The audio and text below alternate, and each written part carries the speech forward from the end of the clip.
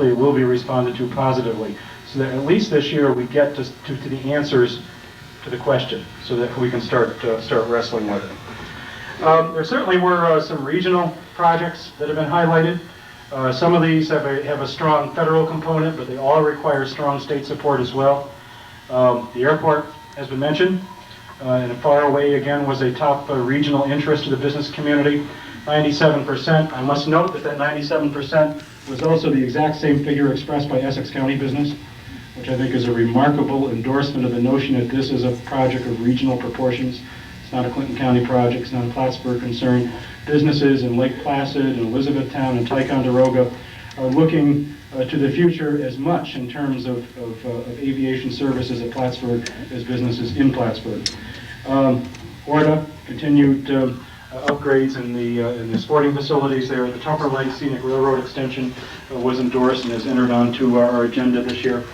And then I can't help but mention the whole Quebec-New York corridor effort, and particularly the border project. And it wasn't yesterday, or the last couple of days actually, an exciting time for the North Country. $35 million extended to the North Country by the President in his budget for a project that we began advocating from ground zero in 1999.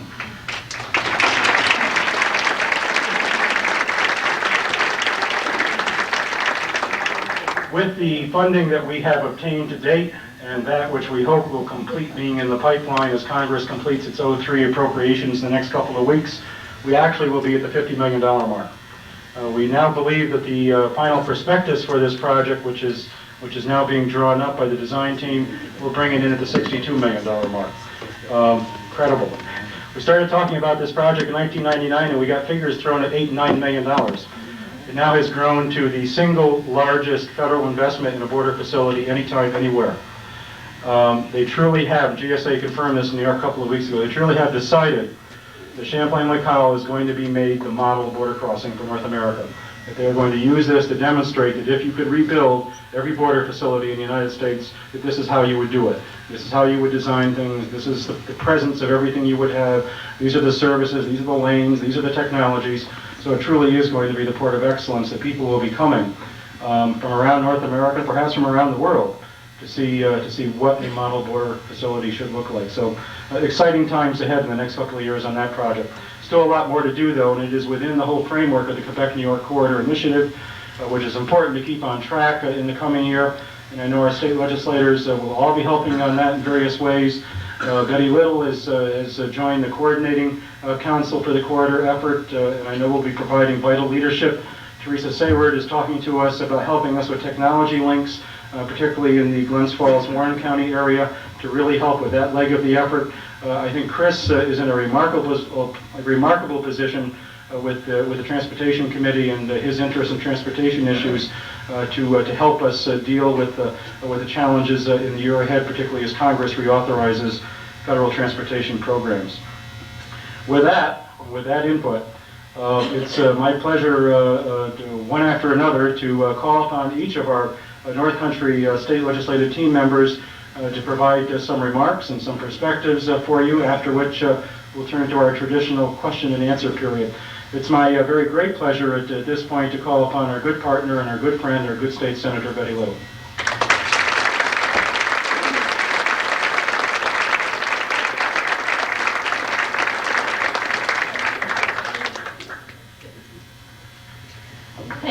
Thank you, Gary. It's always a pleasure to come to Plattsburgh, and this is my first time here as the senator at your breakfast, and I know in the back of your mind you're saying the same thing I am. Where's Senator Stafford?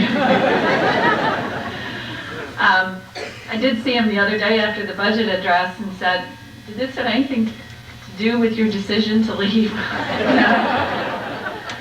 But I really appreciate your support and the privilege of being able to represent you in the state senate and working at getting organized and trying to do a good job for you. We have our office in Plattsburgh. Nancy Dufresne's here with me, and Connie Gooley, who from the Glens Falls office, came up today. And Nancy's keeping me busy up here. We have appointments scheduled and have a lot of things going on, and hopefully we're doing well. To Dan Stewart, I just want to thank him for that program last night. That was just a privilege to be there, and so good that the governor came up for it too. But I couldn't help but think that anyone that ever lived in Plattsburgh, man, woman, or child, whether it was at the base or wherever they were, didn't get a warm feeling when they saw what the city of Plattsburgh was doing for someone that had lived here and remembering them. I just thought that said a lot about this community, and I was very proud to be part of that. So thank you, Dan, for that program last night.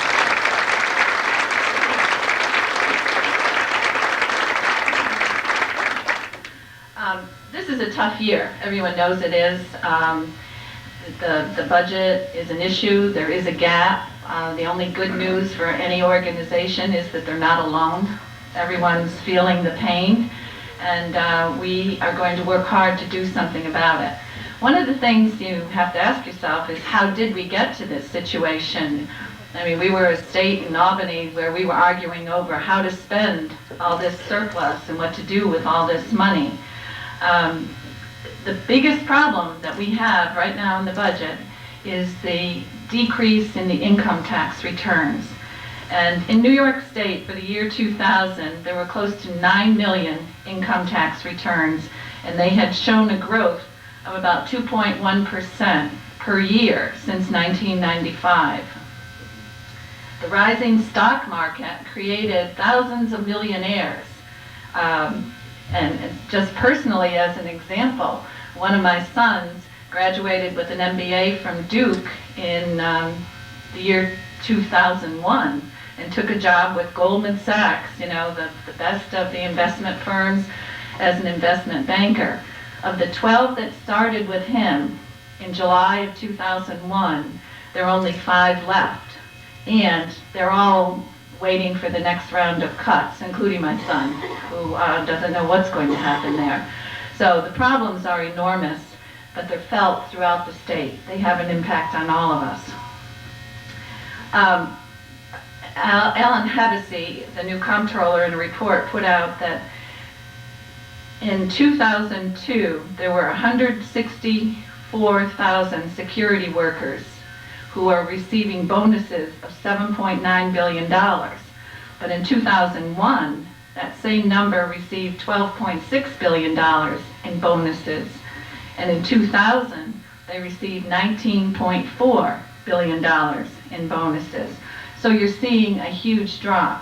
The high-income taxpayers, and that's anyone who reports an income of more than $200,000, grew from 133,000 to 267,000. That was a 20% increase from 1995 to 2000. And from 2000 to 2003, we estimate that that number of high-income taxpayers is going down by 28%. In 2000, these high-income taxpayers represented 3% of all the state taxpayers, and yet they accounted for 51% of the income tax for the money that was coming into New York State. And that was like $12.5 billion. Now, in 2003, we expect that that number will be 42% of the entire income tax that's coming in. So the drop in the high-income taxpayers is what is really causing this gap that we have in our income tax. We have, on the low-income side, we have taken so many people off the tax rolls. So the number of taxpayers have changed, but this group paying that huge amount has changed entirely. During the 1995-96 fiscal year, state personal income tax receipts totaled more than $17 billion. And 5 years later, that total was $27 billion. So income tax had increased over that 5-year period by $10 billion, and now we're seeing it decrease. And that definitely is a major problem, and that's where the gap is right now. The executive budget this year hits hard on education and health care. It proposes a $13.4 billion amount for schools. And we've increased education money each and every year. We've had bigger increases than we had ever had because we were able to do it. And now we're seeing a decrease there. One of the things that we're trying to do, and I think is important for us to do in Albany, is do some mandate relief. I was very fortunate, Senator Bruno named me chairman of the local governments committee. And I think that's good because I actually represent 6 counties, 2 cities, 88 towns, and 25 villages. So I think I have a lot of local government right here. And if we're not going to give them money, I think we need to give them some mandate relief so that they can make some savings. And we need to do the same thing for school districts. And within this senatorial district, there are 53 school districts as well. So one of the things that the governor has proposed that would provide some mandate relief is in the area of special education. Special education is taking up a huge chunk of the education budget. And we have come a long ways in special education. We have done some wonderful, wonderful things for children with special needs, and we've made great progress.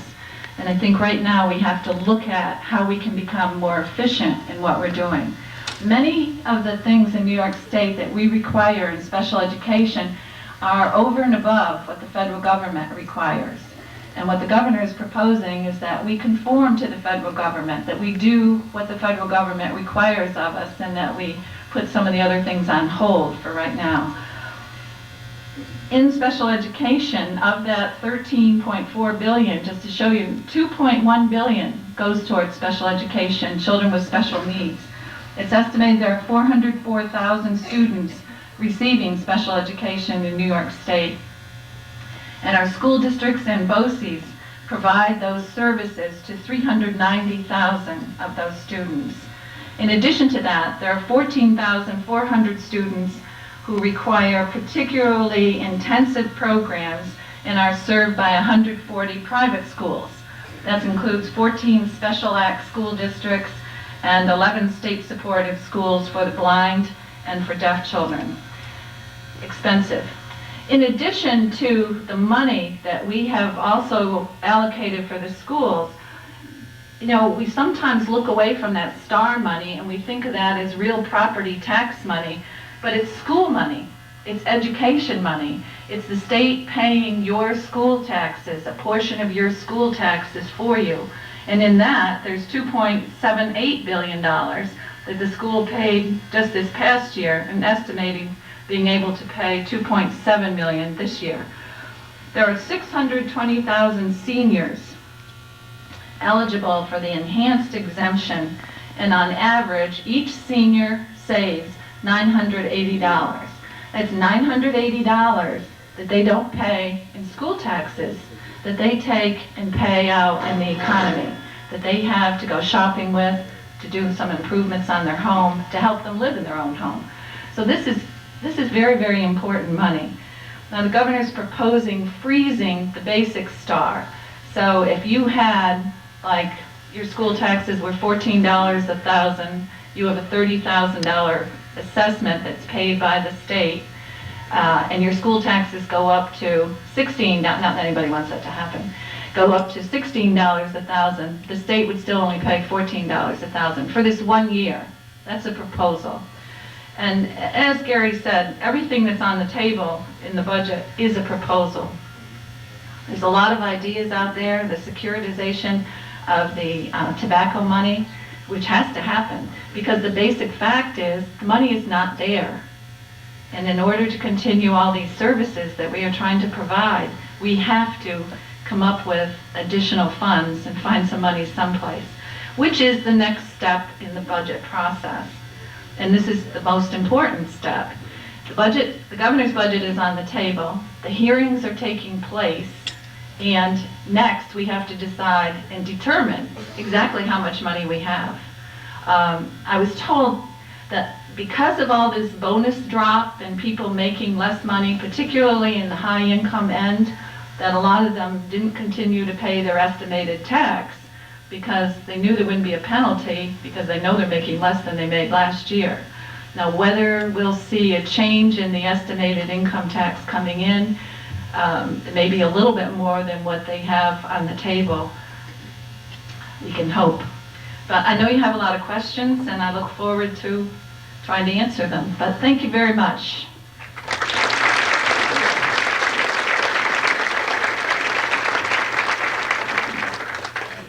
Working from north to south, it's my pleasure now to call upon Assemblyman Chris Ortloff. Chris has been a champion of everything that this Chamber and business community have worked on, certainly in my 10 years here. Transportation and heritage tourism development and all of the responses to base closure several years ago and airport development and small business services. And Chris, thank you for all that you do and welcome. Thank you.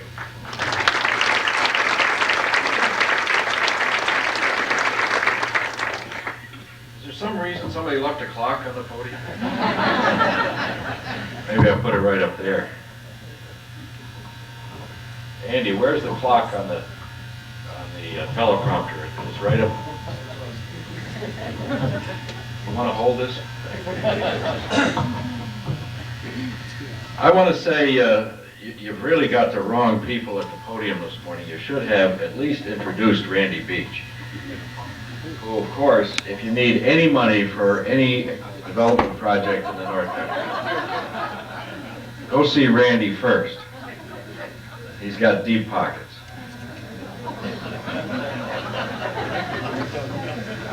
The importance of this breakfast, all joking aside, can be underscored by recounting two things from the last 2 years. Many of you will remember in '01, we heard a proposal at this breakfast from a group called Pyramids Pediatrics, whose proposal to convert, to purchase and convert the St. Alexander's School in Morrisonville required some help from the state.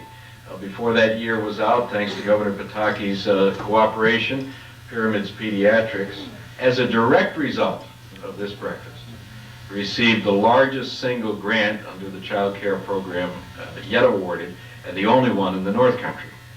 A year ago, many of you will remember, the highway superintendents came here in force to educate us all about the importance of the Consolidated Highway Improvement Program. And as a direct result of that effort, the support from the business community and the municipalities for the CHIPS program last year was unprecedented. And the CHIPS program was not only restored to the budget last year, you will note that in the governor's proposed budget this year, the CHIPS program is proposed as one of the few items not even to be proposed for a cut. So you are an influential group, and that's why there are so many cars in the parking lot this morning, and that's why we're all here. Let me just briefly point out that with your survey results coming out today, we thought we'd do something a little different this year, and I hope you'll cooperate. We've mailed our own voter survey, the 18th annual, and have already received nearly 3,000 responses. But we've never had the opportunity before to correlate the results of that survey as between the business community and the population as a whole. So today the opportunity is on your tables to fill out the survey. If you've already filled it out, fill it out again, because these are specially coded, so we'll be able to break them out. And I think we'd all be interested in seeing with this set of questions how the Chamber and the business community and their responses correlate to the larger electorate. Also, in this morning's Press Republican and on your tables is an article about an issue which is critically important to one very important sector of the economy in the North Country, and I'm referring to the auto dealers and the issue of auto leasing and vicarious liability. As an example of the speed with which things can happen, customarily we talk about the glacial progress of government, but in this instance the wheels are moving extremely rapidly. It was only 19 days ago that members of the legislature began hearing from auto dealers across the state about the emergency crisis in auto leasing. And I know I want to commend WPTZ and Paul Sands for quickly editorializing on the subject, and for the auto dealers and the business community in general for getting very quickly in an action mode. A couple of weeks ago, General Motors announced that they were going to pull out of the leasing business altogether in New York if we didn't repeal the vicarious liability law. As a sponsor of the two-house bill carried in our House by Ron Canestrari and in the Senate by Finance Chairman Owen Johnson, we realized that we needed to get started early. And from the time that the auto dealers and the companies first sounded the calls of alarm to yesterday, things have moved exceedingly fast. This op-ed piece was put out on Friday. Since Friday, the bill has been amended and reintroduced and announced yesterday, and in fact in the second section of today's paper is an article about that. It is I won't go into detail, that's why we gave you the handout, but I certainly urge any of you who are not up to speed on this issue to take a minute to read up on it and join forces with us. 1 in every 4 drivers of a new car in New York State is leasing that car. And if GM and Ford and Daimler Chrysler has indicated they'll follow suit, all pull out, not only will drivers lose the freedom to choose the leasing option, but the part of the new car business that has made it profitable, and in fact made it do well in the face of a recession, will be ripped right out from under this important sector of our economy. I want to talk also about a couple other related matters. The vicarious liability issue is just one piece of the larger tort reform puzzle. By tort reform, we mean reforming the laws which give, in many cases, unlimited right to sue and unlimited damages collected against individuals and, even more importantly, business corporations in this state. Even though we are in a very difficult budget situation, let's think about this. If there are cuts in the budget, and there will be, unquestionably, and they affect the broad spectrum, municipalities, schools, and businesses, there can be compensating savings as a result of tort reform. Let me give you an example. In the fiscal year 96-97, school aid increased across the board by about a little less than $400 million. School aid increased. That same year, one regulatory reform, the reform of workers' compensation laws, resulted in a $1 billion annual savings to the bottom line of New York businesses. And that went right to increased salaries, health benefits, expansion, overtime, and so forth. $1 billion from one regulatory reform. In other words, what I want to emphasize is that it's possible this year that regulatory reforms on this order, many of them long overdue, can have a greater dollar-for-dollar impact to the benefit of our communities than the total of all the cuts that may ensue in the state budget. Sector by sector, regulatory reforms and administrative efficiencies continue to offer, in a very overregulated state, multi-million-dollar offsetting savings to citizens, businesses, schools, municipalities, and not-for-profits. For example, the Pharmacists Association tells me that utilizing aggressively new state-of-the-art computer billing systems can shift perhaps $230 million from Medicaid to Medicare, saving the state $100 million and the counties all told $130 million from a single, modestly described reform in one sector of one state area of spending. Or as another example, insurance reform. Sections 240 and 241 of state labor law, commonly called the scaffolding law, was supposed to have been superseded by the Omnibus Workers' Compensation Law in 1914. But it was not repealed. And in recent years, it's resulted in double liability exposure through the application of strict liability, absolute automatic liability, in the case of certain workplace accidents, already covered by workers' comp, that happen on scaffolds, ladders, and so forth. Most of you know that lawsuits brought under this section have virtually driven down the construction industry to its knees. Many contractors can no longer get scaffolding insurance. Many companies will no longer write it in New York. Construction costs, already high, become even less competitive when evaluated by business site locators. And the $13 billion building industry has seen a decade-long decline of 30% of its jobs. Reform of this one section of the law can not only unleash our construction sector, but drive immediate savings in the hundreds of millions to all businesses, whether they're building or not. And suppose you're not a builder or you aren't building anything. There's the cost of auto insurance. And I'll conclude with this one, because this is really a call to action and a sound of an alarm, if there ever was one. I think you all know that New York has the second highest auto insurance rates in the nation. It's driven by the highest fraud problem in the country.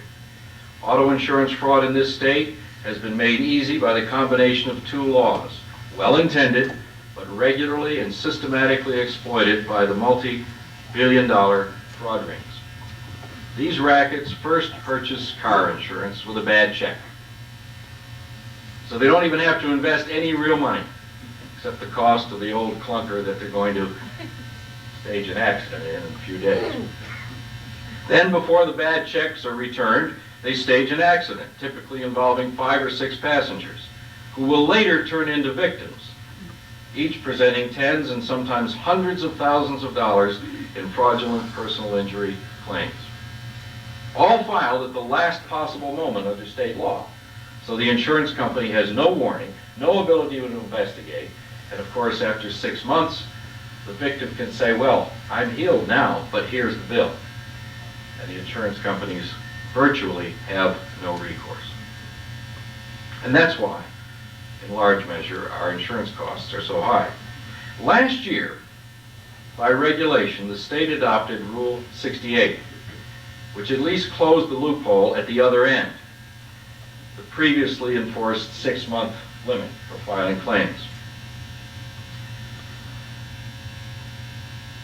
Now, under Rule 68, we have not only a shorter filing deadline, but what we never had before, a reasonableness clause, whereby somebody who for good reason didn't make the filing deadline can still make application and get considered. And that was an improvement. And we are beginning the first year where we could see the results of that improvement. But before Rule 68 has even begun to play out, before the projected millions of dollars in savings mount up, the trial lawyers' lobby has struck back. And a bill has been introduced in the legislature to roll back this reform, reinstate the long delay, and, believe it or not, go even farther in favor of the fraud rings than the old law. The new proposal would actually extend the claim filing deadline indefinitely by setting it not at an arbitrary 6 months, but at 30 days after, listen carefully, the last treatment.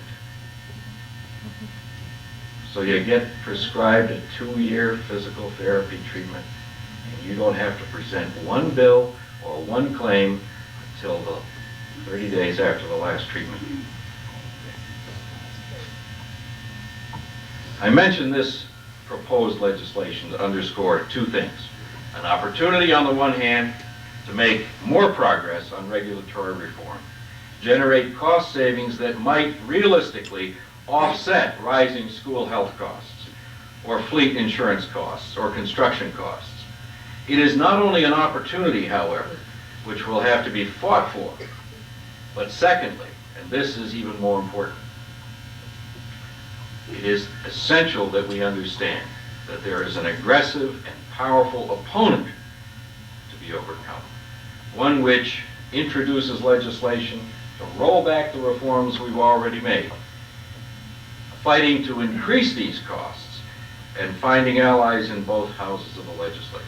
I hope you'll join me in fighting back, because we have billions of dollars to save. dollars that we desperately need in pulling together in a year of budget restraint, so that at the end of the year and at the end of the decade, we will be stronger. So thank you for the attention to that important issue, and I look forward to your questions.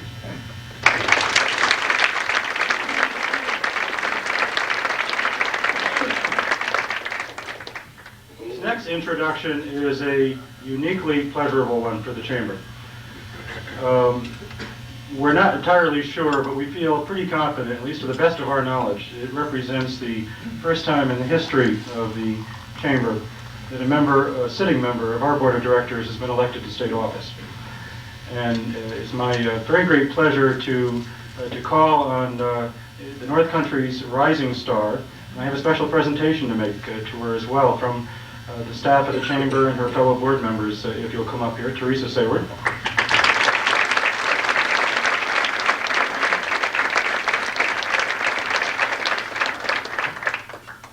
I'd like you to have this for your office.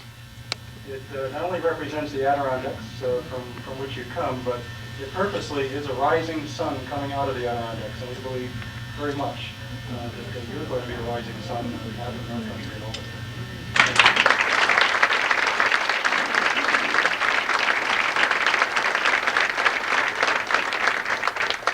Thank you very much. I'm really humbled with that.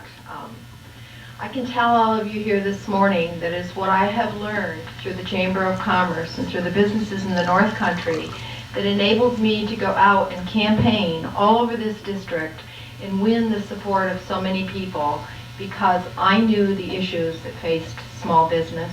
I knew what affected all of you, and people could relate to that. So I'm here this morning to thank each and every one of you for allowing me this opportunity to go to Albany and to serve you.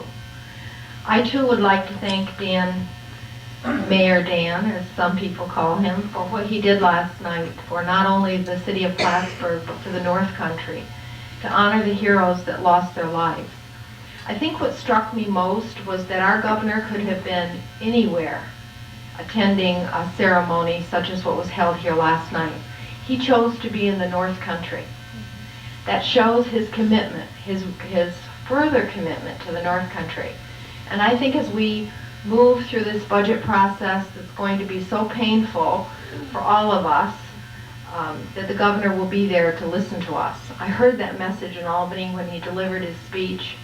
When he presented the budget to us, he said, this should be our budget.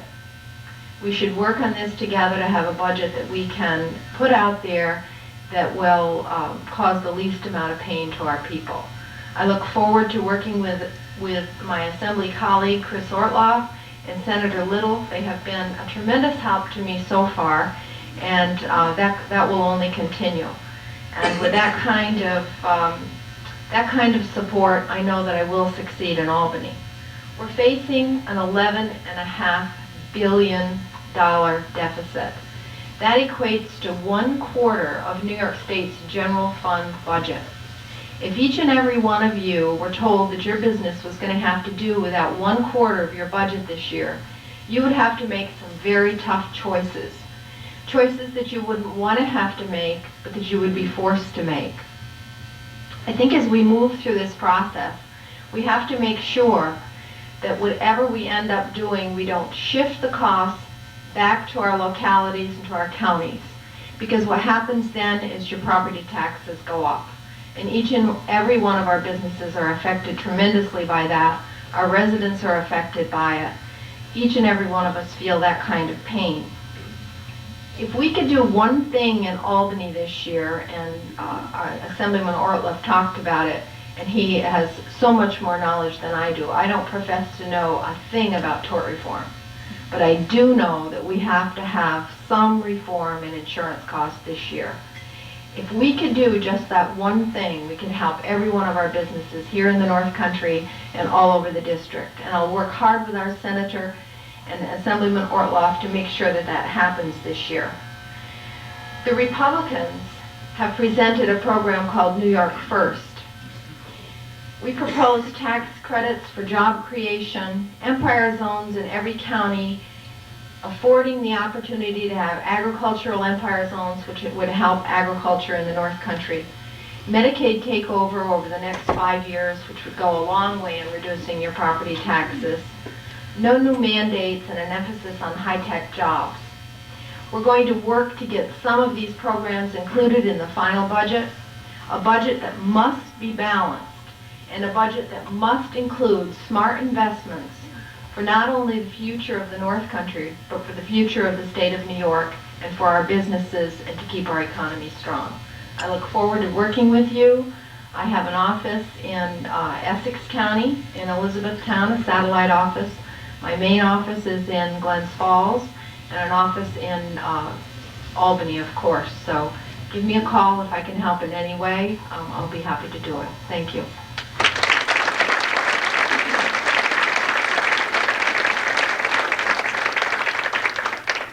Okay, now we come to the questions and comments that you've all been waiting to. Dory, right here. I'll start first. I would hope that all three of our legislators could identify for us from their point of view which of the things in the budget that will most negatively impact the North Country, and how do we propose to prioritize those and to make sure that we do everything that we can to make those things not be more negative than they have. Certainly the first thing would be the two big cuts, that's education and to healthcare. And in healthcare, some of the negative things they're proposing a 7%, they call it a surcharge, anybody else calls it a tax, on gross receipts that hospitals get, 6% I believe on home health care. And we've already impacted the nursing homes with a 6% increase there. So that increased cost and increased Medicaid costs, which are, come down on the county. We have to do something about the rising health care costs. And yet, when you talk to somebody, they're looking for the best health care they can get. One example, in Glens Falls Hospital, and I know this because at Christmas time we tried to help someone whose father was coming to Glens Falls have dialysis. There was no room. They have a brand new dialysis center. They have 115 patients getting dialysis. Now, maybe I'm wrong, but I think about 10 years ago, if you were getting dialysis, you had one foot in the grave. Now people are living with dialysis and able to live really a decent life and do things and have their dialysis 3 times a week. The health care that we have been able to provide for people is so much better. Tell someone who has cancer, you have to have a generic drug or you can't have the newest kind of drug. We're not allowing that. Last year on Medicaid, we said all Medicaid recipients have to have generic drugs unless a physician has to prescribe elsewhere, there isn't another one. Well, we in the North Country have to be careful of that. 1,700 people are employed at Wyeth. So we have to work around all of these things. And every issue is so complicated. So healthcare, yes, we've got to do something. New York State offers the very best Medicaid. There too, we go over and above what the federal government says we need to do. We offer everything. We have to look at that. We just last year, or the year before, I can't remember, increased the physician fees. We had physicians who wouldn't take Medicaid patients. So then you are offering people Medicaid, they can't get a doctor because Medicaid will only pay $7 a visit.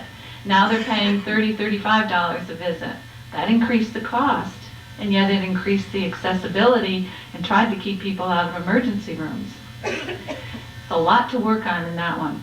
On the education side, we have to become more efficient. We have to stop some of the mandates.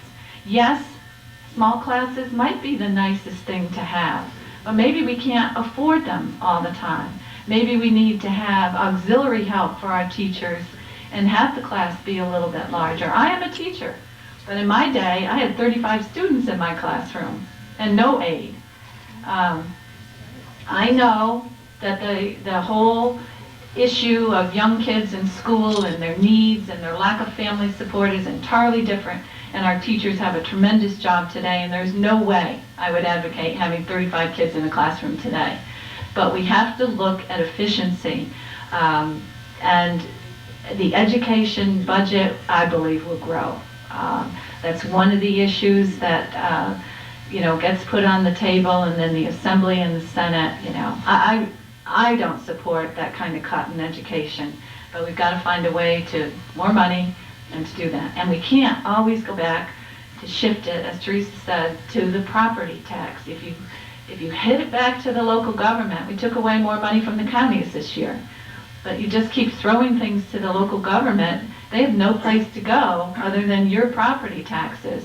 And when somebody comes in here and wants to do a business, despite the fact that Randy Beach might be able to come up with some money from the state, those people look at your community tax, and they try to do it. I'm trying to sell a house, this is my 7th contract on it, and it hasn't gone through yet. But we're talking about a house that's assessed at $214,000, which I'm not getting, I'm getting like $189 for it. The taxes on it are $5,200 a year. I mean, people look at that, and that's in the town of Queensbury.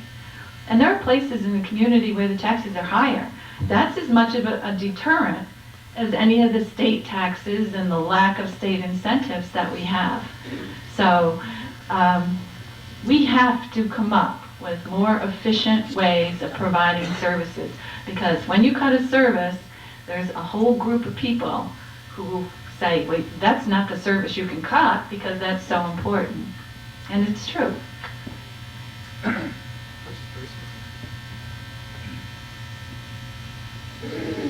I agree with everything Betty said.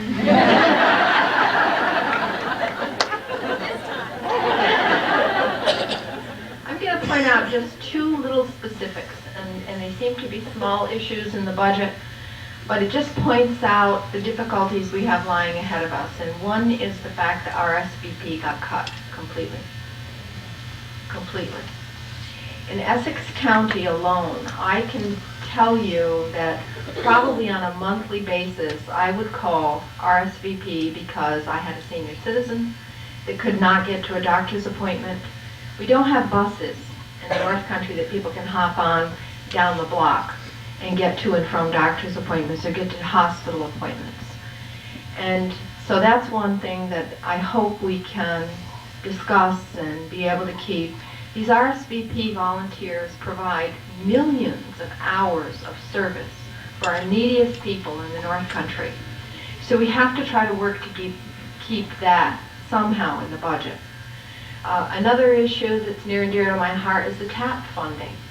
Just the fact that they're going to, it's proposed that 1/3 of that TAP money would be deferred to graduation. I know that when my children went to school, and probably many of yours, they depend on that TAP money. They're out there, they're hustling tables, they're working long hours, these students, in order to get a good education. And I know there's some abuse downstate as far as students taking money and then not graduating.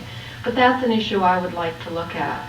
And certainly in a time where we're facing huge budget crunches, there are places in that budget that we can look for other revenues. I did notice that the Environmental Protection Fund has not been cut, and that's good. But $35 million in the Environmental Protection Fund is earmarked for land acquisitions. And I know that in the Adirondacks, that's going to be an issue that's going to be talked about. And I think when we're facing such huge crunches, we have to look at what we're doing here and prioritize. So I hope that we can together get a budget that we can all live with.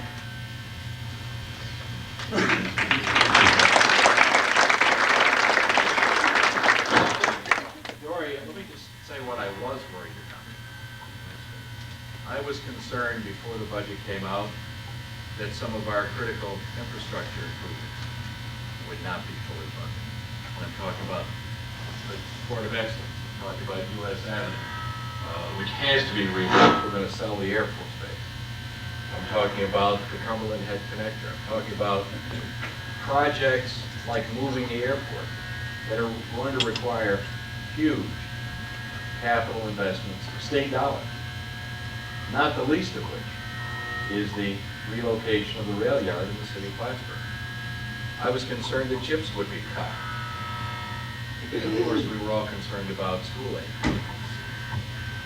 I think the good news is that the governor and the division of the budget working with a lot of us and the input from the commissioners and the agencies, have come up with a budget that doesn't hurt us nearly as much as we could have been hurt.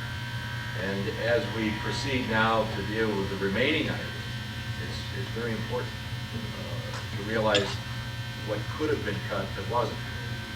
I also want to commend the school superintendents and the school boards who were prepared, maybe not for cuts as deep as we're seeing in the proposal, but were prepared to take strong measures to get through a tough year. And we need to meet them halfway.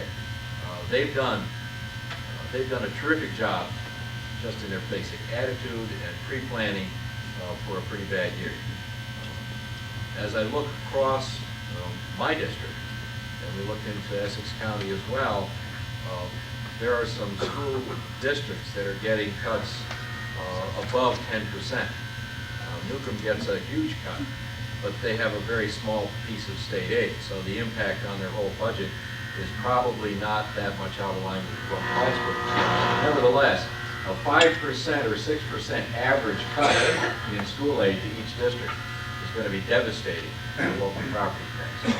So I would agree with Senator Little that is the area that we have to work the hardest on. And the good news there is that's the area we work the hardest on every year. So we have lots of experience, a lot of cooperation, a lot of good people to help guide us.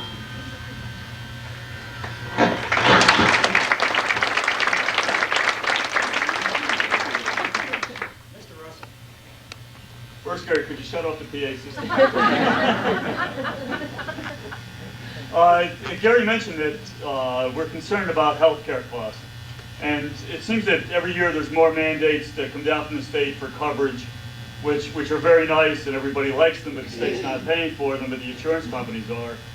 And then I noticed in the budget there's a new tax on a grocery receipts tax on hospitals, and that's not going to come out of Chuck Chichanto's salary, so that's also going to be increasing our medical insurance costs. We try to pass it on to employees, and you have more and more people who simply can't afford it, and they're opting out of coverage. So you have employers who either refuse to carry coverage, or you have employees that they're paying a bigger and bigger percentage that they're just opting to go without coverage. And I think if we take a look at some of the mandates, maybe we could do something about that. I think the mandate really is very, very important. In the healthcare area especially, something has to be done. I mean, everything is just growing at a much more rapid rate than what we need. One of the things that we did in recent years is increase the tax on cigarettes, and that money was allocated to go into the HICRA fund.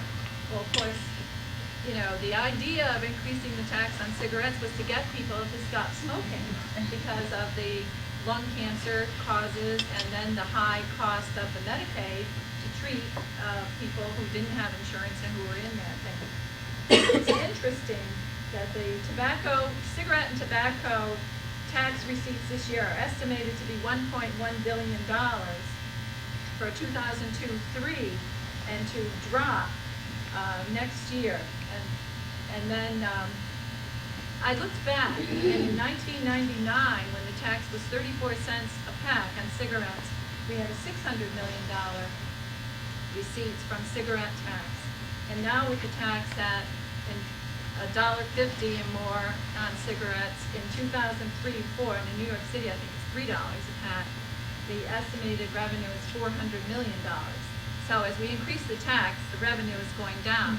Is it achieving the fact that people are smoking less? In many ways, people will tell you that people are going elsewhere and buying cigarettes on the internet and going to Vermont and the Indian reservations and all that. We have to do something about that. One of the things that I think that, and I'm not passing the buck on to the federal government, but I think we can, the state can't do anything about it until they do, is to look at sales tax on internet sales. More and more people are shopping over the internet. I did myself this year with the lack of time, but we have to start looking at that. Not only is it unfair competition to our local businesses, but it's some place that there's a revenue there. There's a huge revenue, and New York State cannot collect tax on internet sales unless the company has a location or a presence in New York State. Like if you were to buy from the Gap, because the Gap has stores in New York State, you will be charged a sales tax. If you buy from LL Bean, because they do not have a presence in New York State, there is no sales tax, and I'm not doing an yes for either one of them. It's something we've got to look at. There's a revenue that could help the states, and of course, you know, the increase in the Medicaid share that New York gets, you should be getting 53%, and you only get 50%.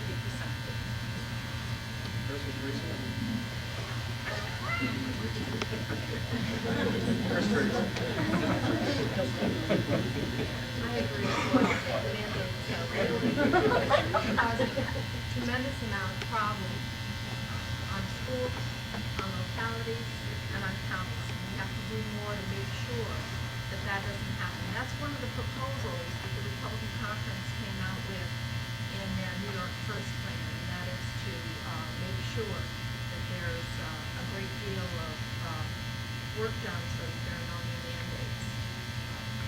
It affects us, it affects us all, it affects our property tax, so we're working on that. I think, my husband's a Native American, so I can say this. I think another area that we have to look at for more revenues is the tax on cigarettes that are sold on reservations. I have no qualm with the Native Americans getting their tobacco tax-free, but when they're selling it and they're competing with our businesses out there, I think there should be a way that New York State could capture some of those taxes. And that would also put more money as revenues into New York State. That's an area to look at. Yeah. A comment and a question perhaps mostly for Chris perhaps. There's no question but that what the North Country and the Chamber did in terms of leadership and vision for the Port of Excellence at the border was against all odds, against outside competing interests, and it was very, very successful. I believe that one of the most vital issues that's facing us now, and probably for the next 10 years, is that third leg of what you've been doing at the Chamber, and that's the movement of the airport to the air base and the development of an international airport of excellence. And that also is against certain outside competing interests. My concerns are the funding issues, and my concerns are, is there enough resource locally being put at that in the manner that we put it at Park and in the manner that we put it at the airport? And I know that Chris is chairman of the Transportation Committee. Certainly this will have perhaps more funding requirements at the state level than it does at the federal level. But if we don't work the same route that we work during that Port of Excellence, we will end up with an international airport that is a mediocre international airport, not one that can provide us the kind of vitality that Wyeth needs, that CBPH needs, that all of the larger and more sophisticated employers need in the North Country, and our consumers need. So perhaps more to Chris than I just said to Gary, you ought to have a breakfast on just the airport. And get all 10 legislators in the room, lock the doors, and really get down to it. that may be true. And thank you for the promotion, by the way, to chairman of transportation. I thought you were. When you come back with me to all hosting the speaker, you can tell him you're a Democrat. I want my, my new office. Herb, if you'd have been yesterday at the budget hearing on transportation,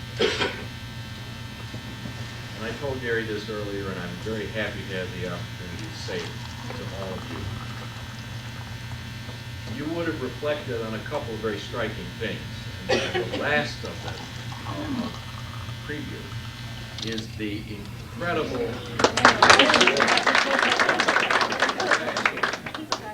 truly incredible result of the work of this chamber under Gary's leadership in the coalition that has been put together from Montreal all the way to Metropolitan Airport. The other two things that you would have been struck by was, number one, the very precarious situation that we are in New York and the Northeast is in, vis-a-vis transportation in the rest of the country. 10 years ago, when the first iced tea legislation was proposed, and as it moved forward, the Northeast had the chairman of the House Transportation Committee and funding, we had the chairman of the House Rules Committee, Jerry Solomon from New York. We had, on the Senate side, Al D'Amato. 3 out of 4 of the key players determining, dictating, making transportation policy for this country were from our part of the country. We're from transit states. Today, it's 0. We're from Arizona, Oklahoma, Alabama, and another western state. John Daly, our former transportation commissioner, saw, even with that advantage, the precarious situation we were in, went to the governor, said, I want you to accept my resignation as commissioner, and I want you to appoint me to a job to do nothing but go down to Washington, set up an office there, and lobby for our fair share in the ICE-T legislation. He did that. He's passed from us, but his legacy in New York, we're bearing fruit with today. Now, up against that, NAFTA has created, and I'd like to get Joe Boardman to come up again. I know he was here a few years ago, and present to this group the slideshow he presented to the budget committees yesterday, because it'll curl your hair, Herb. NAFTA has been a boom.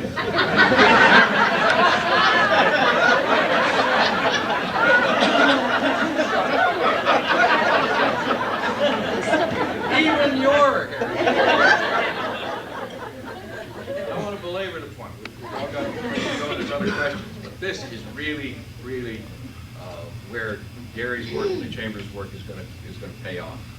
NAFTA has created tremendous new trade in North America, and the transportation systems, Canada, Mexico, and the United States are responding, and the states and the provinces are responding, and there are coalitions like ours building across the country. In fact, there's a coalition that runs all the way from Winnipeg to Mexico City, with states and counties and localities all down that corridor to do the same thing from Canada to Mexico that we're trying to do just from Montreal to New York City. And they're getting results already. Look at a map, and we'll bring it up here again, of North America, of the congressionally designated trade corridors, of which we are not yet, but we better be. The NAFTA trade is running from Halifax to Mexico through Detroit, down 401, through Montreal, Windsor, Toronto.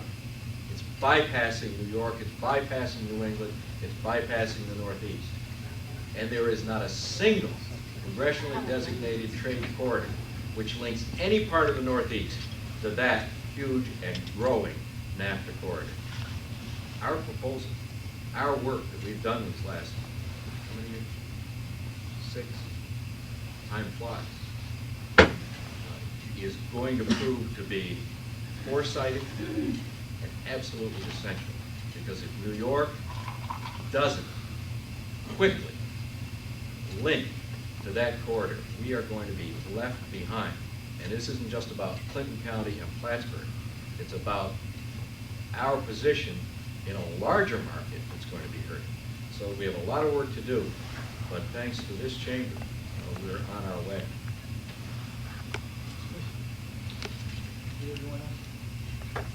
Oh. I have a comment. Maybe a question if you have to know. I just want you to continue to be mindful of the impending crisis that we're facing in this country and our region and state, of the shrinking workforce that's going to happen in the next 5 to 10 years with the event of the baby boomers reaching retirement age. That group of people is really our highly skilled, highly technical workforce that we have right now in place, and we don't have the population coming up behind them. So I feel that we have to work together in unique and creative ways to either lure them back or keep them in the workforce. So it would be, again, healthcare issues, just flexibility in hours for that population. We're all going to want to work, but we're going to want to work on our own terms. And economic issues, I just think it's a huge issue that we're really need to face sooner than better.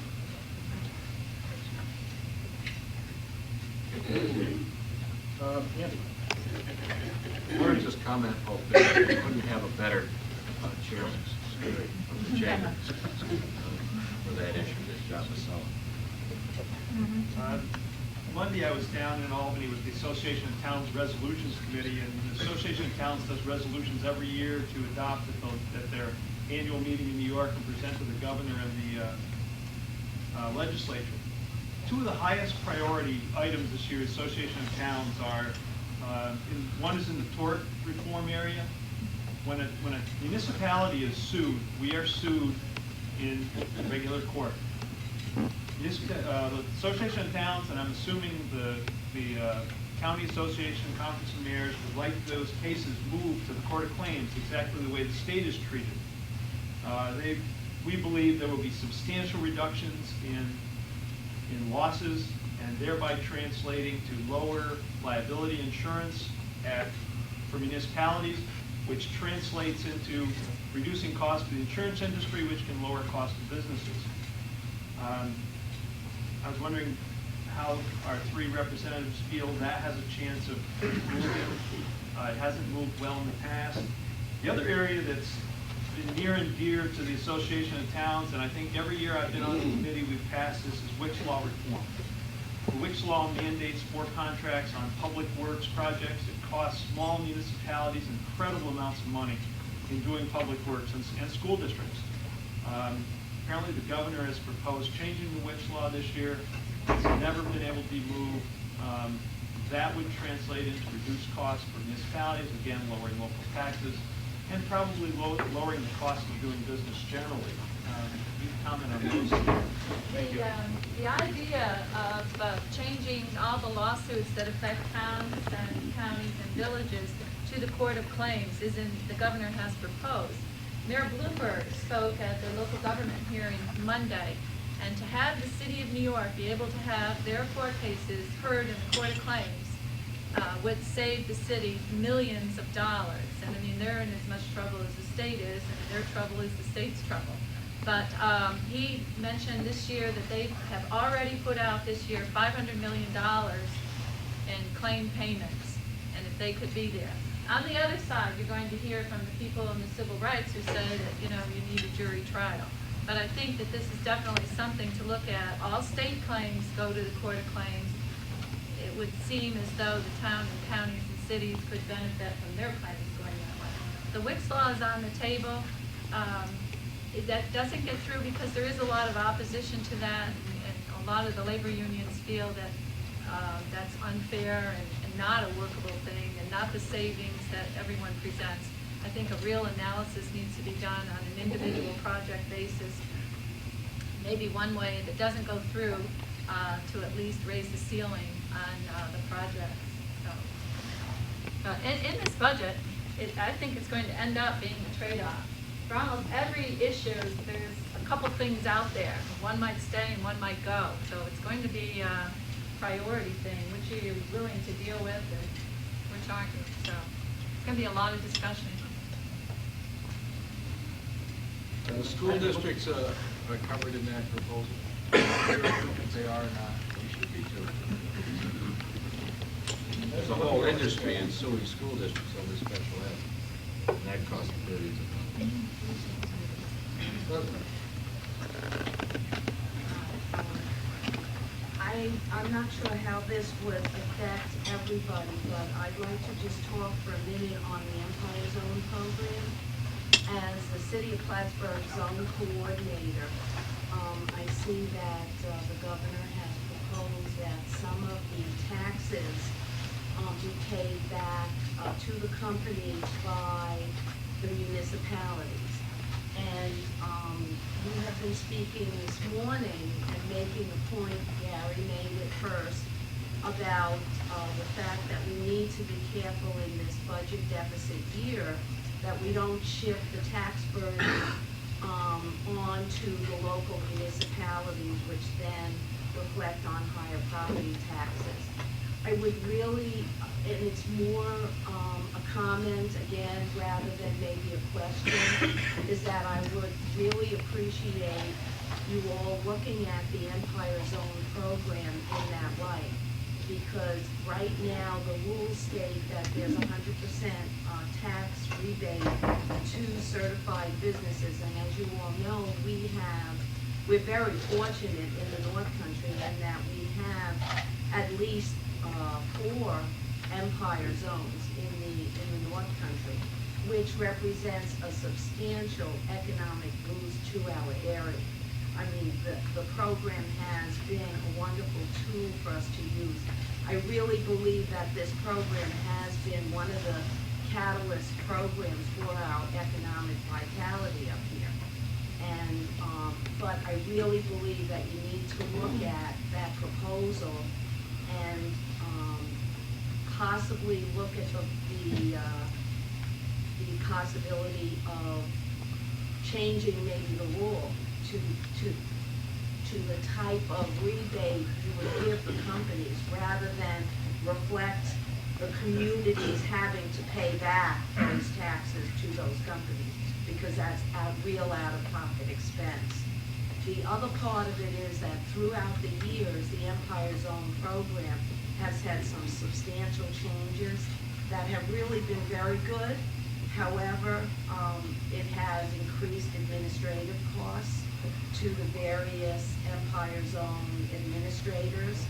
And in the governor's proposal, there are no administrative funds for the program.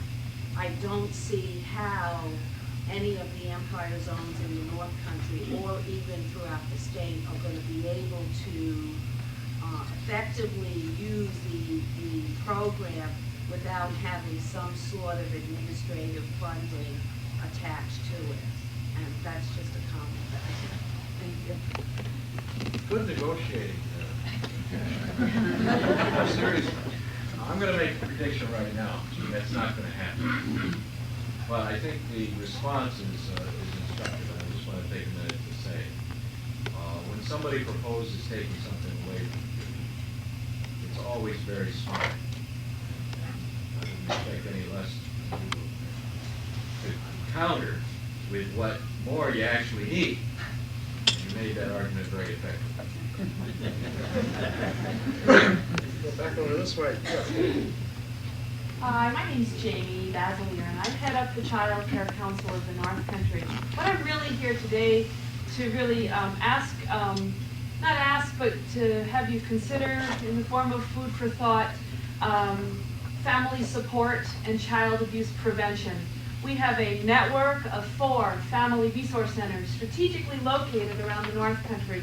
One in Tupper Lake, one in Malone, one in Elizabethtown, and one here in Plattsburgh. These are family resource centers where parents go for parenting education, for parenting support. They bring their children with them. Our entire goal is to support families who are raising very young children and to prevent child abuse. Our network of 4 centers is part of a statewide network of about 25 other family resource centers. All of these centers are supported in part by the Children and Family Trust Fund, a state trust fund administered by the Office of Children and Family Services. My colleagues and I and some families will be making appointments with all of our legislative team here very soon to ask you to make an investment into that trust fund. We have some challenges on the horizon economically statewide, and I believe that our support needs to go to our youngest families, working very hard to raise strong and healthy children that will become our next generation. So it's not so much as a question as food for thought for you. Well, that's one of the things that you hear from the teachers, and I believe that is the difficulty in the schools of not having parental support. And I think in many ways we have a generation of people who did not have good parenting, and yet we expect them to be good parents and to do all these things that they're really not familiar with because they didn't grow up that way. So that's a very important component of all programs, and we support it. We certainly look to do as much as we can. I agree with that. Education is probably the most important component of all, whether it's educating parents so that they do a better job, or whether it's educating people against smoking cigarettes, What happens is you almost always pay more if you're not educated. The schools are going to pay more for children that are in trouble, that aren't getting the support at home. And it just trickles down to all of us, whether it's people who are smoking, we end up paying more for them on Medicaid. So we do support it. We'll see what we can do as the budget unfolds. Nash Wyckoff, I'm the director of the Lake Placid Film Forum and the Adirondack Film Bureau. Last year I was at the Sundance Film Festival, and the business was off 50% after 9/11, and the scare of the economy, of course, and everything else, business is down. This year they had the biggest attendance ever.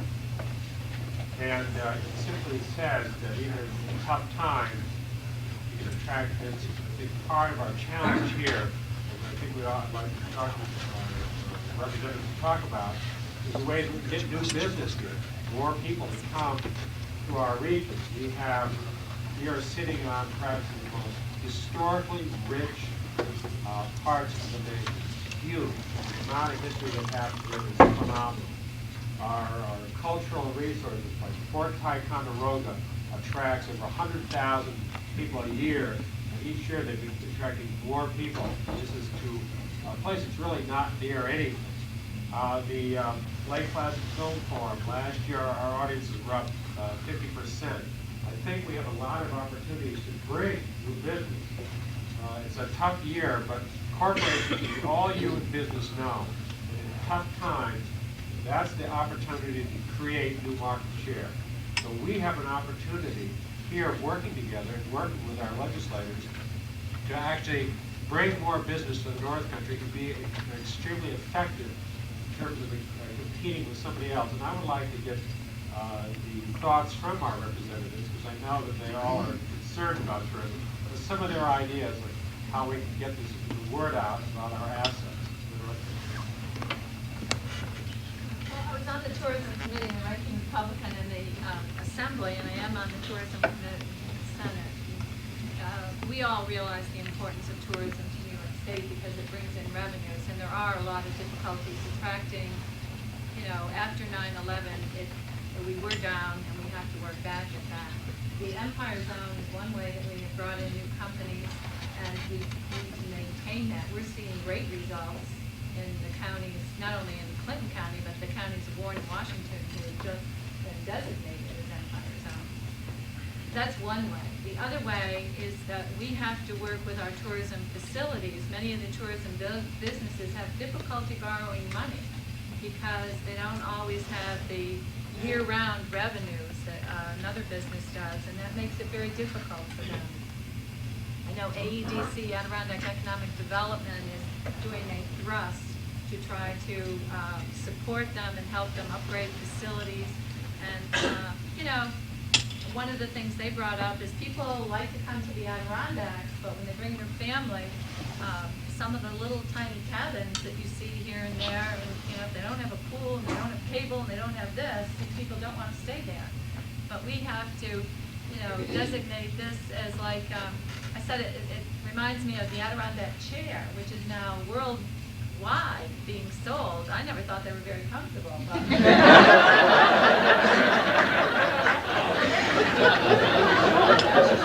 So, we market it. And I think the little Adirondack cabins sitting there, if we design them, with the twigs and the things that make us Adirondack, that we can sell those too. But we have to work with people, helping them, and that's one of their programs that they're going to try to do, show people how they can renovate a cabin and what it would cost them, and to get a little niche in the tourism market, so that these things don't get sold and then somebody puts homes on it. And second homes are good too, but they don't bring tourists to the area as much. So he pointed out that we've actually lost beds in the Adirondacks in recent years because of some of these small motel cabins being sold and then going to second home development instead of resorting. But it's definitely an area that needs work on. It's very, very important to the North Country. It can't be our only hat that we hang on, because when the economy changes, tourism changes. But it is definitely something. And the more I know the new promotion that Senator Stafford is going to be heading up for another Olympics for the Adirondack region. You know, whether we get it or not, it keeps our name out there, and people look to us and decide to come to us and do those things. So, and the Film Forum certainly brings people here. There are people that have never been to the Adirondacks. Every time I go, you meet people they've never been here before, and they're thrilled with what they see and wanting to come back. So we ourselves are the biggest promoters of the Adirondacks, and we need to continue to market it. I need to point out that what draws people to the Adirondacks are all the things that Betty talked about.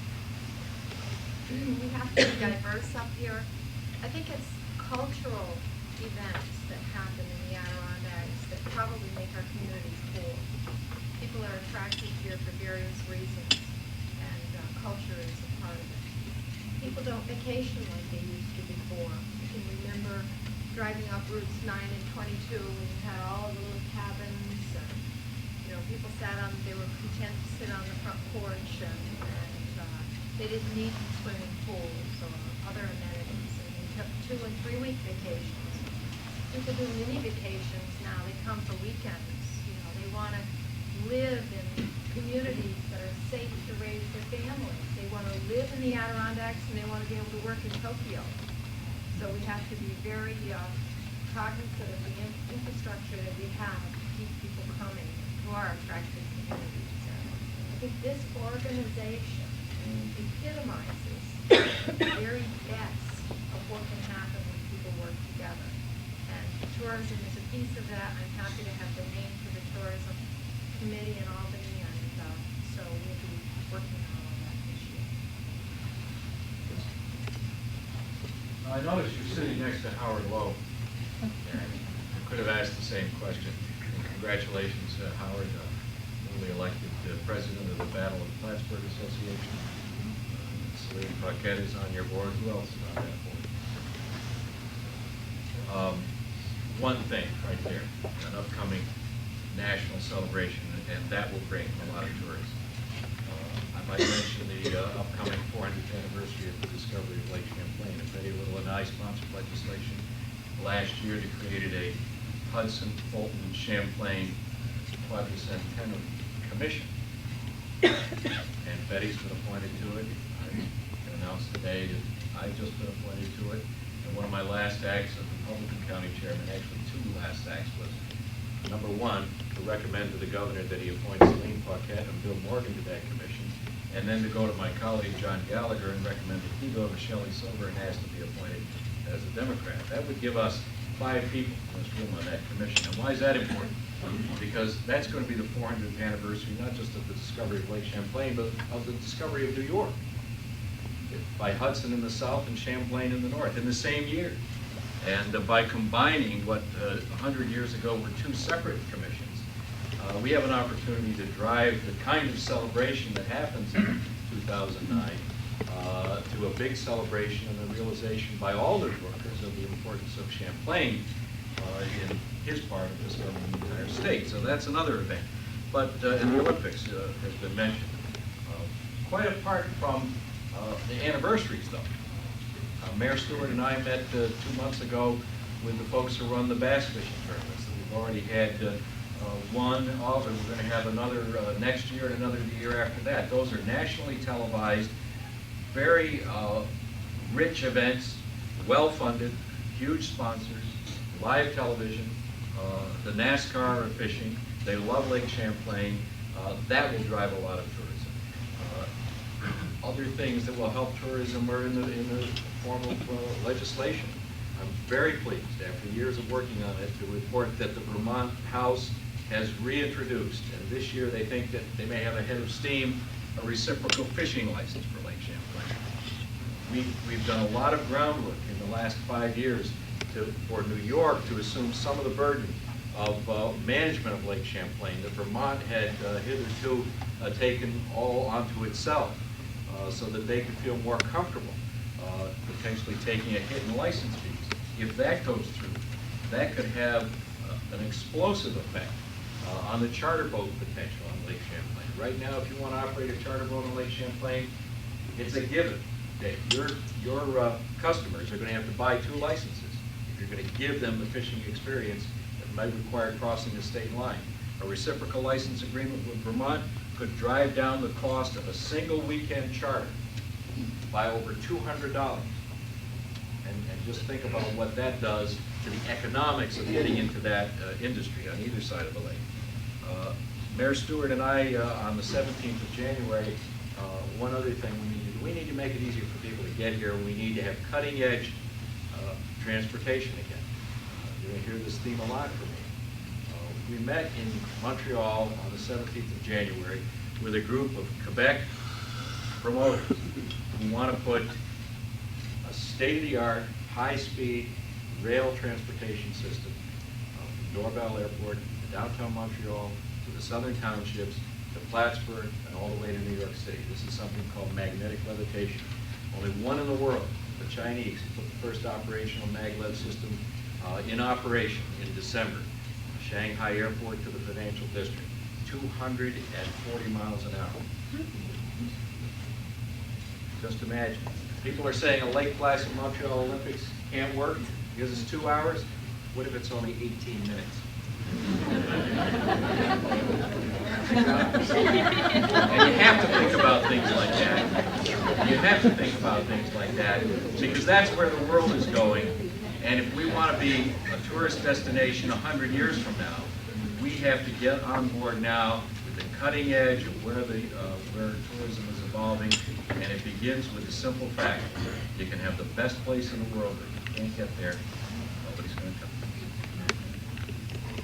On that note, well, I'll take one more question, please. You're going to be the last one. I can't say no to Dee. I'm Carol from Westport. Yesterday we had a Westport Chamber of Commerce meeting, and one of the things that we talked about was trends, what we might expect to see in the next 3 years. And one of the things people brought up that's happening right now was the real influx of second homes and how many are coming and how the regular houses are just sort of sitting there not being sold. And we talked about jobs and new businesses. Well, my concern is that we need to find a way to bring every day, year-round residents to some of our communities, because the businesses that are there now in the wintertime are really struggling. And it's very difficult to have a restaurant be open in the wintertime. The grocery stores, the few stores that we still have are struggling because there's not enough people there to support them in the winter. We do very well in the summertime, and it's terrific. And I think Lake Salot's passage is going to have a big impact on bringing more tourism to our water corridor. And I think that's terrific. But we really need to find a way, with chicken and egg, to have more year-round residents and more businesses. And if anybody would like to comment on it. Our population has not grown. You know, no matter what, you look at the census from 1990 and 2000, we didn't have the kind of growth that you would hope to have, and yet we have more second homes and we have more tourists, but we do need the people year-round. And that's something that we have to continue to work on with businesses through chambers of commerce, like this, and the leadership and the advocacy. I just want to end on one comment. One of the things that I think is the most important for us in Albany is to work as a team. And I think, as you see, we have a team here. And our team is even bigger than this. We have Edie Skozafava, Mark Butler, we have Senator Meyer and Senator Wright, because we need to work as a team. You have Long Island with like 22 assembly members and I think it's 9 or 10 senators, and they have tremendous impact. We have a huge area, but we don't have the population to match it. So it is really, really critical that we work as a team, and we do, and we work with you. But you have to continue to be our advocates, telling us the things that are important to business and how things are being affected. And you certainly have, and the cross-border is one way that you advocated and got results. So I congratulate you on that. And I look forward to continuing to work with you as part of this team. Thank you.